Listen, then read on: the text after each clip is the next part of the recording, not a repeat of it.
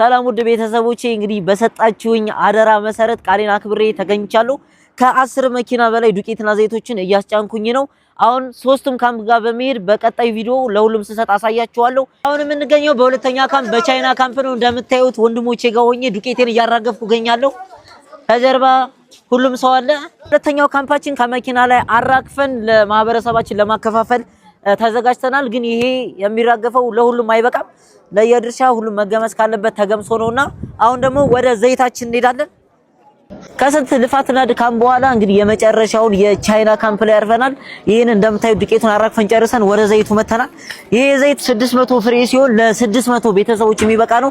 የገናን በዓል በማስመልከት ለወገኖቻችን ለሁሉም አድርሰናል። ይሄንን ድጋፍ ስታደርጉ ለነበራችሁ፣ ከጎናችን ለነበራችሁ፣ በውጭም በውስጥም ለነበራችሁ ምርጥ ኢትዮጵያውያን እዛው ቦታው ላይ ተገኝተን ከሁሉም የእምነት አባቶች ምርቃናቸውን እንድትቀበሉና ይሄን ቪዲዮ ሪፖስትና ኮፒ ሊንክ አድርጋችሁ ለሁሉም ለደስታ ተካፋይ እንድታደርጉ ባክብሮት እነግራችኋለሁ። አማን አላህ ያርጋችሁ፣ አማን አላህ ያርጋችሁ፣ በረካ ሁኑ፣ ለቆያችሁ ይሁን። አዎችን ዓለም ተጠቀሙባት። አማን አላህ ያርጋችሁ፣ እንደው ጌታ እንደ አይለቅባችሁ። አማን አላህ ያርገን። ወንድማችን ታኮርንም በእውነቱ በዚህ እርሜው ይሄን ሐል አሰባስቦ ያመጣልን ወንድማችን ከድርጅቱ ጋር እግዚአብሔር ያሳድገው፣ ብሩክ ቅዱስ ያርገው። እናንተም ያስተባበራችሁት ትብብር ያደረጋችሁት በመኪናም በጉልበታችሁም የተባበራችሁንን እግዚአብሔር ይስጣችሁ። የግቢውንም ያውጡንም ክፋይን ካበን የጋላህ አርጋችሁ አላህ ያሳድግህ፣ አላህ ያሳድግህ። ሁሉንም አላህ ያሳድገው። ቀኑ የእናንተ ይሁን፣ ዘመኑ ይቅጠማችሁ። አላህ ያቆይልን፣ በረካ ይሁኑልን፣ መስጠት ይሁን ልምዲያችሁ። ሁሌም ስጡ፣ ውላችሁ ግቡ። ልጅ ስተለይ ልጅ ቆዩልን፣ ሰንብቱልን። አገራችንን ደግሞ አማን አላህ ያርግልን። እግዚአብሔር ይስጥልን። በጣም ለድርጅቱ ለሚረዳንም ሁሉ ለኮሚቴ ታኩሬ የልጅ አዋቂ ታኩሬ የልጅ አዋቂ ብለናል። አሰላሙ አለይኩም ወራህመቱላሂ ወበረካቱ። ሰላም ምርጦችን ይድራችሁ ሊሰላም ናችሁ።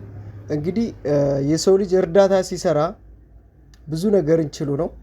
ባለፈ እንግዲህ በብዙ በዩቲዩብ በቲክቶክ ብዙ እርዳታቸው ብር ተሰብስቦ ነበር ደብረ ብርሃን ላሉት ለተቸገሩት ማለት ነውና ብዙ ልጆች ቪዲዮ ሁሉ ላይ እየሰሩ ታኩር ብሩን የት ይዘውት ይገባ ምናምን። ግን እንዴት ነው ነገሩ? ተው ወላይ በጣም እየሰሩበት ነበርና ዛሬ እንግዲህ 10 መኪና ነው ዱቄትና ዘይት የጫኑትን መኪና አለጣጥቀው እርዳታውን ያስረከቡት። ማሻአላህ ተባረከላ። እንግዲህ ታኩሬ ላይ ዛሬ መስራት የፈለኩት ጀግና ወሎዬ ነው። የምሬ ነው። በወሎ አካባቢ ተጎድተናል። እንደ ሀገር ነው የተጎዳ ነው ወላይ ላዚም። ምክንያቱም በአዲስ አበባ በደቡብ ክልል በሁሉም ሀገር እኔ ሀገር ልዩነት የለኝም። ሀገራችን ሁሉም ኢትዮጵያ ነው አይደል? ግን ሰው ወደዚህ መጥቶ ወደ ወሎ ጋር ያለውን ችግር አያይም። የምሬ ነው። አሁን በዚህ ስንት የሚረዱ ቦታ አሉ፣ የተራቡም አሉ። እንደዚሁ ከሀገራቸው ወጥተው በሰው ሀገር ያሉ አሉ። ለምሳሌ ከዛ በችግር ከምንም ቤታቸውን ለቀው እዚህ ልጆቻቸው ጋር ስንት ቦታ አሉ። በኮምቦልቻ አሉ፣ በደጋን አሉ፣ ስንት ቦታ እንዳሉ ሁላችሁም ታውቃላችሁ። የደብረ ብርሃኑን ባያክሉም ማለት ነው። የደብረ ብርሃኖቹ በጣም ብዙ ናቸው። እና በየቦታው ይሄ ነገር አለ እና ታኩሬ ይመች ብለናል። አላህ ይገዝህ። ምክንያቱም የዛሬ ሰው ይረዳና በኋላ ደግሞ የታስገባው ይላል። ግድ ነው ይሄ። እና ታኩር እንግዲህ እና አህመድ ወሎ አሉ፣ ብዙ ልጆች ታዋቂዎች አሉ፣ ብቻውን አይደለም። እና እንግዲህ እናንተም ህዝብ ጋር ነው። ህዝብ ይሄን ልጅ ስላገዘው ህዝብ አብሮት ስላለ ህዝብ ነው ዋናው ነገር። የሆነ ሰው ቪዲዮ ሲሰራ ትብብር ሲያደርግ ከዛ በኋላ ህዝብ ደግሞ እዛ ነገር ላይ ሲሳተፍ ሲከታተለው እርዳታ አይደለም አገር መስራት ይቻላል። ምክንያቱም ብዙ ገንዘብ መሰብሰብ ይቻላል። እና ደግሞ 10 ሚሊዮን ነበረ፣ ብዙ ሚሊዮን ተሰጥተው 15 ሚሊዮን ነው 5 ሚሊዮን ተሰጥተው ነበር 15 ሚሊዮን። እና ከፖለቲካ ጋር የተያያዘ ነው ተብሎ ያብር እንደቀረባቸው ሰምታችኋላ። አንቀበልም በማለት ማለት ነው። ስለዚህ ያ ነገር ለነሱ በቂ ነበር። አንዳንድ ቤት ራሱ ይሰራላቸው ነበር ብሩ ለሰዎቹ ማለት ነው። ግን ፖለቲካ ጋር አያያዙት። አሁን ታኩር ይሄን ነገር ዛሬ የረዳው በላይቭ ብቻ በተሰበሰበው ብር ነው። ያ 15 ሚሊዮን አልተገኘም። አንድ ሰው ግን 15000 ብር እርዳታ አርጎ ነበረ። ያንን ግን አንቀበልም ብለዋል።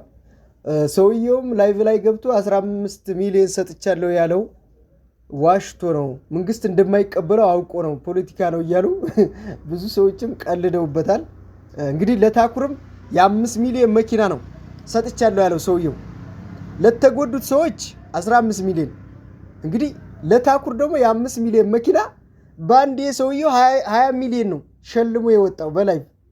ያው በቁም ነገር አላየንም፣ ባፉ ላይቭ ላይ ተናግሯል። እኔ ብቻም ታኩር ይገባዋል፣ በቃ ከዚህ በላይም ቢደረግለት ይገባዋል።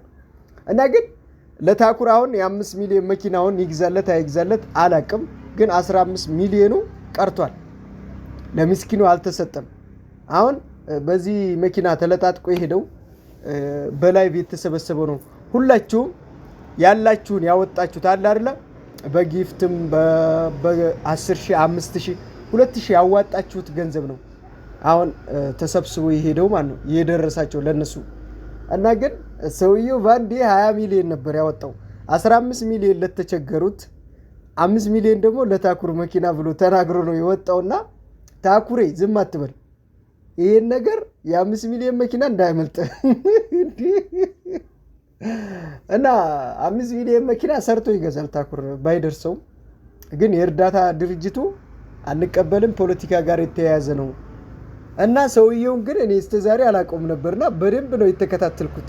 እንዴ ሰው ላይቭ ላይ ገብቶ ደብረ ብርሃን ለተቸገሩት 15 ሚሊዮን ሰጥቻለሁ፣ ለታኩር ደግሞ የ5 ሚሊዮን መኪና ይገባዋል፣ የ5 ሚሊዮን መኪና እገዛለታለሁ ብሎ ሲወጣ የመጀመሪያ ሪከርድ የሰበረው ኢትዮጵያ ውስጥ ሀብታም ማለት እሱ ነው። እኔ በቃ ቲክቶክም ላይ 1 ሚሊዮን ሲሸልሙ ነበረ። እስተ ብዙ አይቻለሁ፣ ተከታትያለሁ። ግን የዛ ሰውዬ ይለያል። የእውነቴን ነው የምላችሁ፣ በጣም እኔ ገርሞኛል። ይሄን ቁጥር ግን ታውቁታላችሁ? 15 ሚሊዮን 5 ሚሊዮን እኔ በጆሮዬ ነው የምሰማው። እዚህ ነገር ላይ ለመድረስ እንግዲህ ያው 15 ሚሊዮን አስባችሁታል? ግን ቁጥሩ ራሱ ያድርሰን ፈጣሪ እንግዲህ እዛ ጋር ያድርሰን። እኛም ባያደርስ እንኳን ወደፊት ልጆቻችንን ያድርስበት እንደዚህ አይነት ቁጥር ለማወቅ ማለት ነው። የቁጥሮች ዝርዝር ብዛታቸውና ሲባል ነው የምንሰማው። እኛ 100,000 200,000 በራቀን ሰዓት ይሄንን የቁጥር ብዛት ማሻአላ ተባረከላ። ግን ይሄ ብር ሁሉም ተሰብስቦ ለምስኪኖች ሄዶ ቢሆን ምስኪኖች ማለት ነው የተጎዳ ሰውና የተራበ ሰው ወላሂ ነው የምላችሁ ፖለቲካ ይሁን ሐራም ይሁን ምን አገባው እሱ በዚህ ሰዓት ምንድነው የሚፈልገው? መብላት ሩሁን ማዳን ነው እንዴ። ሰው ዳይፐር አተው ሴቶች ሞዴስ አተው እየተሰቃዩ እንደዚህ አይነት ቀልድ ይቀልዳሉ። ግን ብቻ በጣም ከባድ ነው። እና ትግራይ ላይም ብዙ እናቶች ተርበው አይታችኋል። እነሱም እርዳታ እየተደረገላቸው ነበረ። ለደብረ ብርሃንም ላሉት ደግሞ እንደዚሁ እርዳታው ተደርጓል። ግን ታኩር ይመቸው። ደብረ ብርሃን ላሉት ማንም ሰው ስማቸውን አልጠራም ነበር። ታኩር ነው እነሱን እንዲረዱን ቦታው ላይ ያመጣው። ምክንያቱም ሁሉም ሰው እየተረባረበ የነበረው ትግራይ ላይ የነበሩትን ነው። እዚህ ያሉትን ማንም ሰው አላስታውሳቸውም ነበረ። ስለዚህ አንዳንዴ ሀገራችሁንም ዘወር ብላችሁ ብታዩ አሪፍ ነው። በተለይ አዲስ አበባ ላይ ያሉ ብዙ እርዳታ የሚያደርጉት የምሬ ነው። እኔ ብናገር ምንም እንግዲህ አሁን ማለት ነው ማስተር አብነት ታሟላ። ከማስተር አብነት ጀምሮ እስቲ ማስተር አብነት ወደ ወሎ ብቅ ብሎ አይታችሁ ታውቃላችሁ? የለም። በደቡብ ክልል መስመር፣ በኦሮሚያ ክልል መስመር በዛ ነው የሚረዳው። እውነቱን እንናገር። ግን እሱ ለሚያረጋው ነገር የወሎ ልጆች አሉበት። ለምን እጃቸውን ያወጣሉ፣ ሰው ለመርዳት ይሰጣሉ ገንዘብ። ሁሉንም ገንዘብ የሆነ ሰው እርዳታ ፈልጎ ሲለቀቅ ትረዳላችሁ። እዛ ጋር የሀገር ልዩነት የለም እርዳታ ላይ። ግን በዚህ አካባቢ ወሎ ላይ ብዙ ችግር እንደሚደርስ ታውቃላችሁ፣ ብዙ ነገሮች እንደሚደረጉ ታውቃላችሁ።